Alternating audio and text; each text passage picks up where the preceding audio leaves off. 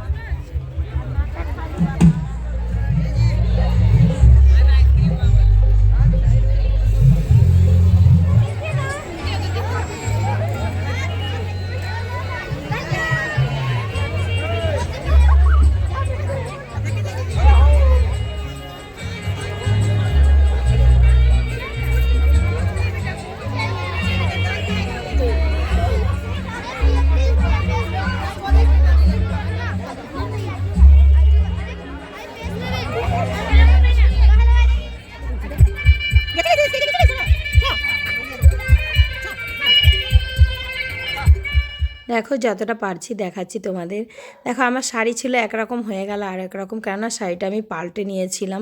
ওই শাড়িটা কেমন যেন আমার কাটা কাটা ফুটছিল, তো এই শাড়িটাই পরে নিলাম। তারপরে দেখো এখানে ডান্স হচ্ছে, এখানে হচ্ছিল তোমার অর্কেস্ট্রা, মানে লাগিয়েছিল, তো গান করছিল।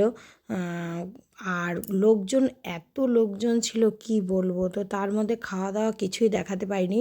বুফে সিস্টেম ছিল, কিন্তু খাওয়া দাওয়া দেখাতে পারিনি। কেন বলো তো, এক হাতে ক্যামেরা, এক হাতে মানে তোজও বিরক্ত করছিল। তারপরে আর বুফে সিস্টেমে বসে খাওয়ার সিস্টেম ছিল না, তো এই সবের জন্য অনেক কিছুই দেখাতে পারিনি।